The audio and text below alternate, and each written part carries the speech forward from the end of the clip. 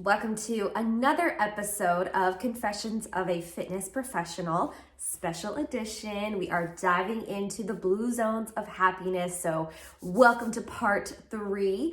If you are just finding this and you haven't looked at, watched, listened to parts 1 and 2, go do that first. But of course, the conversation can be sparked from any part of this series. And that's what I love so much about YouTube and the podcast world, is that you can search and find the tiniest little nugget of information, and then it can just expand, which is really how I discovered the blue zones. I saw one little Instagram story about it, and that sort of sparked this entire idea for this series. So my intention was to get through the entire part 3 of the blue zones of happiness, but it is the longest part of the book, and I did not do that. So instead, I want to focus on the first 2 pieces of part 3, which it has a specific name. It's called Happier by Design. So the last episode, we really looked at 3 particular communities that identify, or not identify, but they were called blue zone areas because of the longevity of the people who live there.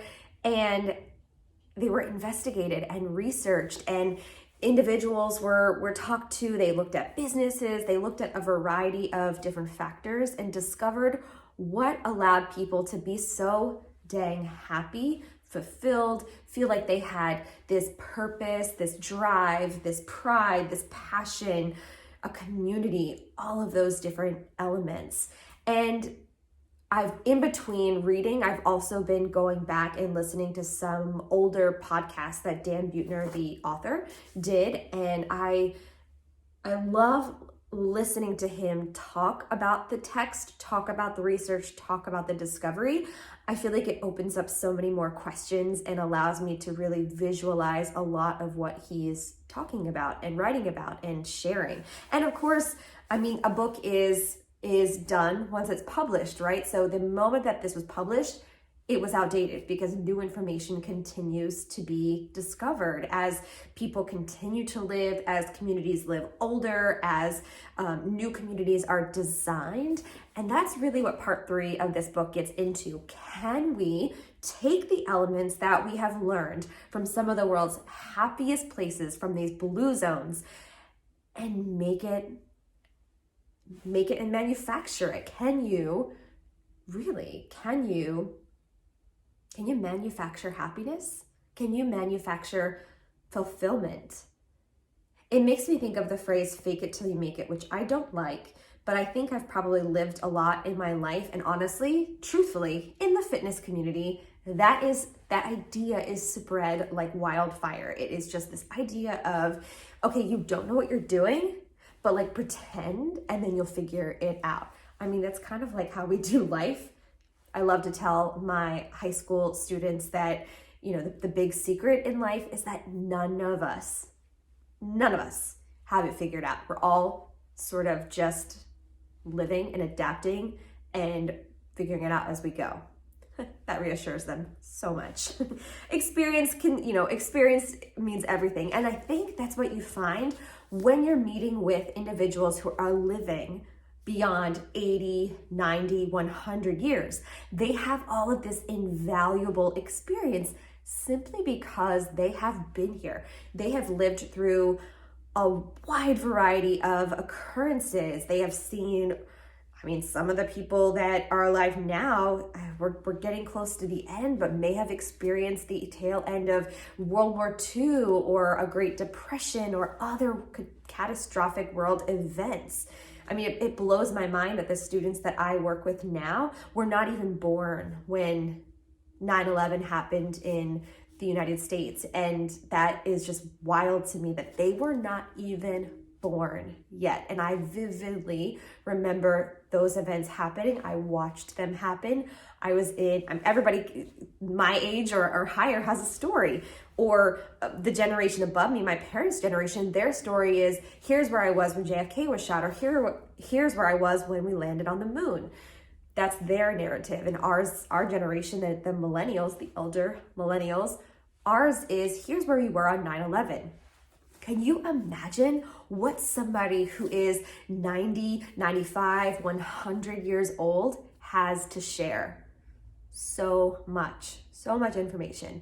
And as a bigger society in the United States, we take our older people and we shove them into retirement communities. Like, go over there, we'll visit you once a week, maybe.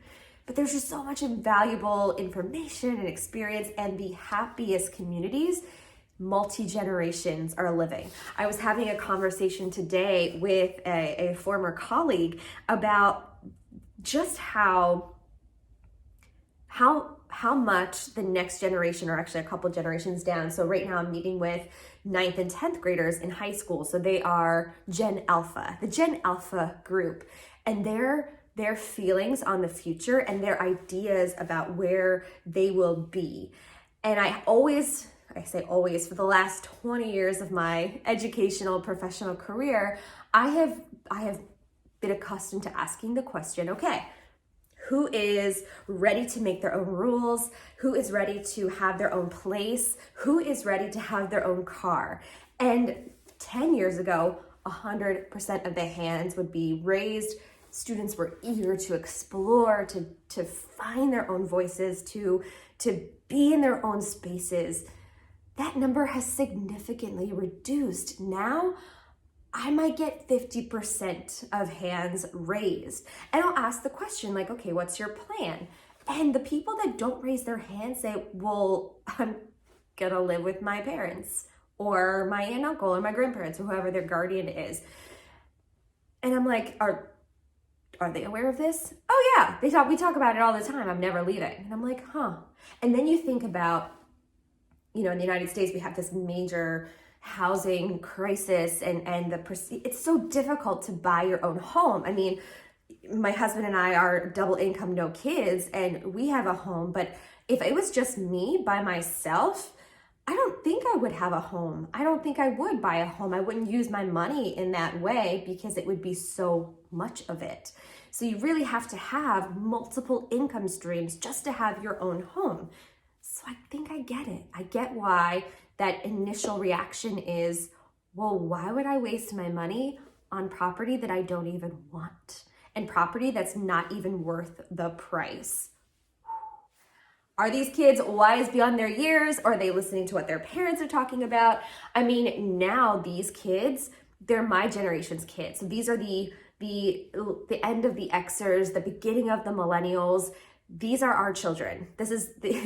No longer are they children like us of the boomers who have this manifest destiny mindset of like, must be independent, must have rise to riches, must go do all the things. They're like, no man, community's cool. And you know what? I kind of dig it. I think they get the blue zones way better than our generation does. Amazing. That struck me. The other thing that it got me thinking about, and I'll dive into this a little bit more in part 4, but I thought about it because of this. And if you're not watching the YouTube, I am pointing to a cup of, it's an iced honey vanilla latte. So today I had errands to run, and my day today included, I was in the classroom all day at the high school talking to 11th graders about their resumes, building resumes. And then I had to go to a pre-K classroom on Tuesdays every week. I go read a book to the pre-K classroom, part of Character Counts, this big program. And then I had to drop things off. I had to pick things up. And I love being efficient, and I drive a lot. So my thought was, okay, I'm gonna go to this particular location where I can go to 2 stores that I need to and the bank. And while I'm there, I'm gonna stop and get a coffee.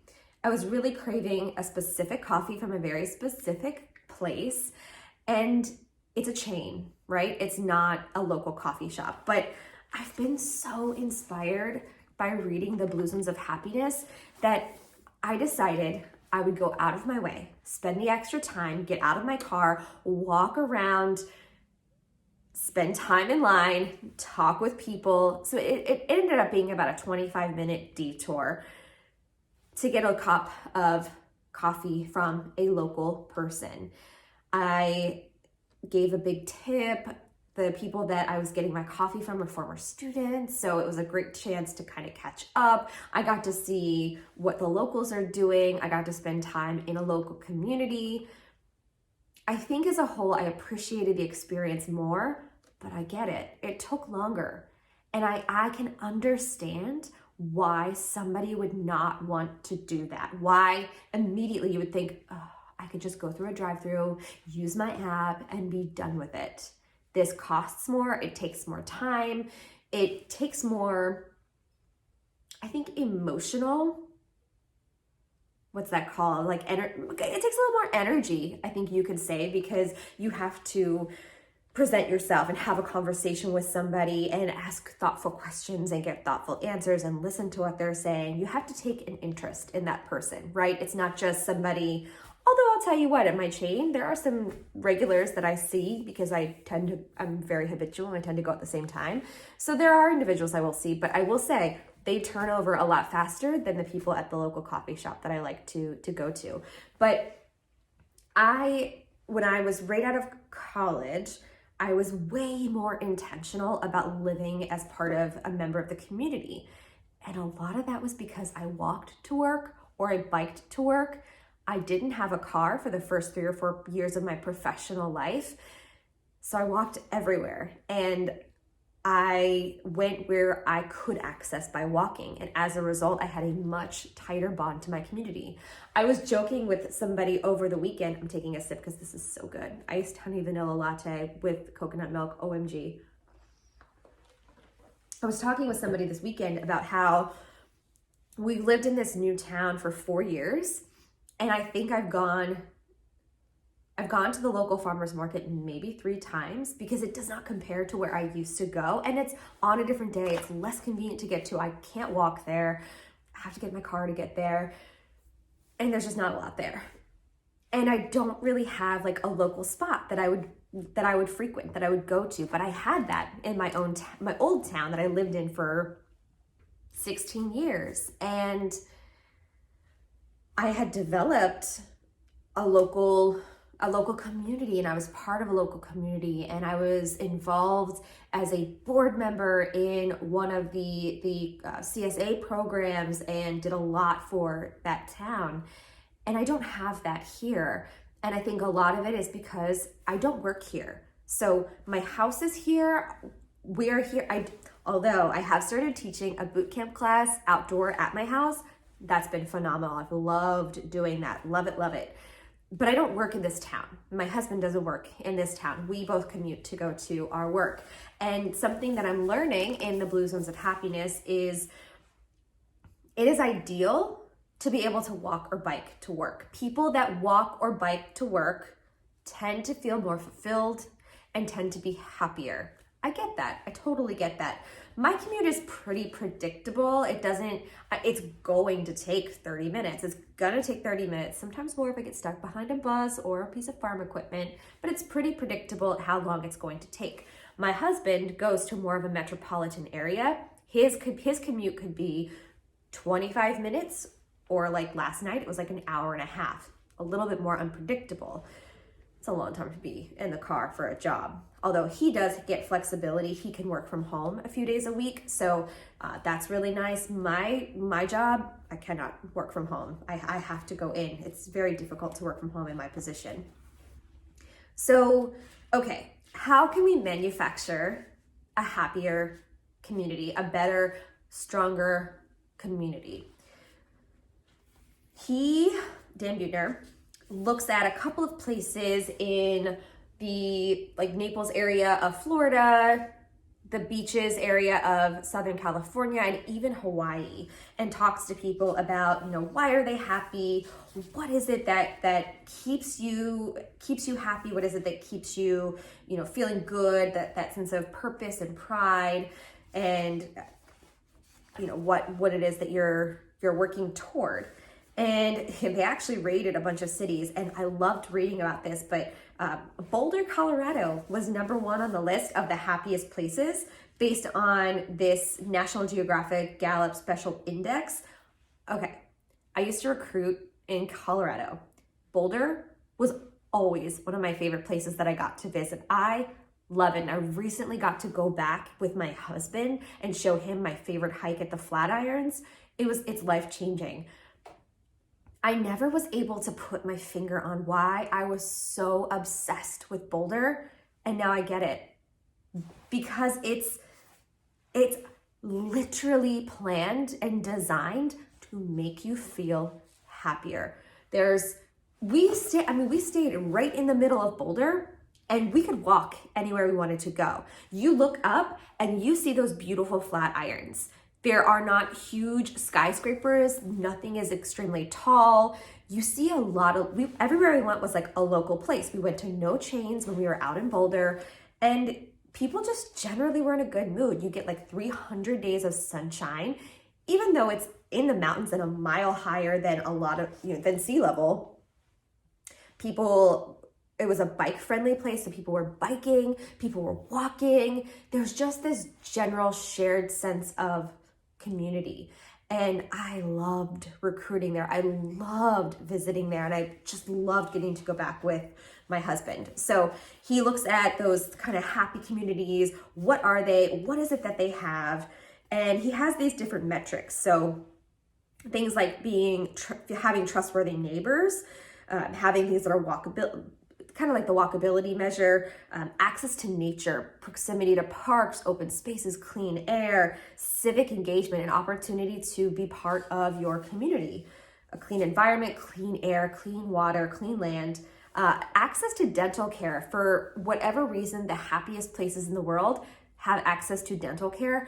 I think it's really, I get it. I had braces as an adult for 4 years because I didn't get that as a kid. And my happiness skyrocketed the moment I got my braces off. Honestly, it skyrocketed the moment I got my braces on, knowing that I was doing something to improve my aesthetic, knowing that I was doing something to improve my features. I was gonna be able to smile more.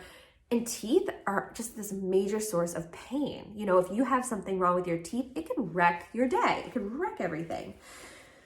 People-friendly streets, healthy food, and healthy behavior. So local restrictions on smoking, less obesity, and less drug abuse. Those were things that made a community really happy.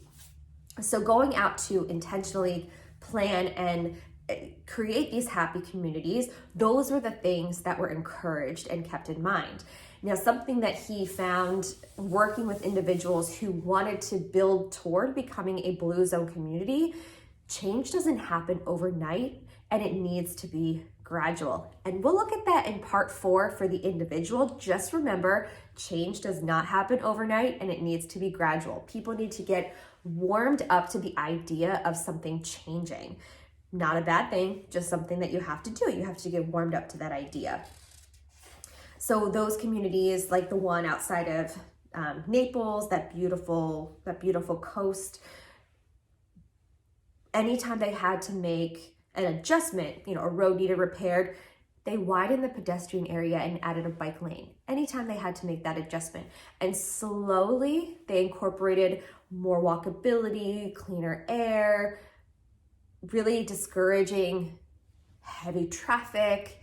And overall, it ended up making people really happy. Go figure. Let's see. Invest in beauty. That was another thing. A community that favors humans over cars. I remember that was something that was brought up by a community member in Chestertown where I used to live. It was this proposal for the downtown area, the main road through town, High Street, it's called, to be a walkable area so that you would have to park on the outsides and you could only walk in the middle. That was not received well. It was, again, not a gradual change. It was a huge change. But something that did start to come from that was this idea of taking the farmers market, which had just grown and grown and grown and grown, and closing down that road on Saturday mornings for the farmers market to make it more walkable. That did happen, and that's an amazing thing. Let's see, what else? Bring in expertise. Access to clean water was big. Bikeability was big. Few or no billboards. Oh my gosh, that's such a big thing. I can tell if I'm going to like a national park or a city or a place that we visit based on the marketing. I'm just not a fan of the high rises and the flashing lights and all the billboard. I would rather see a mountain. Like, give me a mountain, give me streams, give me clean air. Let me see an animal. That's what I want to see. And then he takes this idea into the workplace. Like, okay, if you can't change your entire community, your town, your municipality, your city, can you start with your workplace? So there are workplaces that can be designated as blue zone friendly workplaces. Go figure. So what does that include? What would you think that would include? Okay, he has defined 6 different points. 1, a blue zone friendly workplace is somewhere that organization leaders model good behaviors and influence an environment that supports the well-being of others. That's 1. Organizations have a purpose that employees can connect with. The worksite promotes healthy practices and empowers employees to make healthful choices. So it's not just, it's up to you to take advantage of what's here. It's the actual shutting down of the office for an hour so you can go take a workout class or go for a bike ride or go for a walk. It's a flexibility in like, okay, you can come in at 9 o'clock to get your work done because we know you want to go to that yoga class, or we know you want to take your kid to childcare before you come to work. It's having that flexibility. A clearly defined engagement strategy that uses an effective mix of communications, incentives, and social events. Human resource policies and benefits designed to encourage well-being, and engaging solutions to support employee efforts to improve. So if you are on a mission to improve yourself, a blue zone friendly workplace would identify with that and also encourage it, not just say, well, here's the list of things that we wrote down that we have. You can take advantage of them, but it has to be on your time. A blue zone friendly workplace would incorporate that into your work day. And what do they find when they do these things? Employee retention increases. People don't take sick days. People have more pride in the work that they do. They're happier. They treat their coworkers with more respect. Such a better place to be. It's a good thing to think about. Like, if these things are not happening at your workplace, can you influence them to happen? Or is it time for you to seek another workplace? For sure. So how do you empower yourself to either discover a happier workplace or a happier environment, or influence one? Here are the recommendations that they have. So the first thing that you can do to influence or create a better environment for yourself, especially at work, is to make a best friend at work. Develop at least one meaningful relationship with the people at work, somebody that kind of has your back. Seek a job that fits you. This one kind of gets me. So in the millennial world, we were taught, like, you have to be independent, you have to have your own place. We were ridiculed if, I had a lot of peers who, when the recession hit, when we graduated in 2008, moved back in with the family, and people ridiculed the heck out of that. Like, what are you doing, you lazy bum? Like, you went to college and got a degree and now you're like living at home. So there was so much ridicule over that. But now they're suggesting, in order to be living that blue zone lifestyle at work, to take a job that suits you, even if it doesn't necessarily pay a ton of money. Sounds good in theory. That's my one. I'm not connecting with that point as much as others, but I'm just reading it. Consider your work hours. Do you find more pleasure outside of work or by doing your work? So consider how many hours you're working.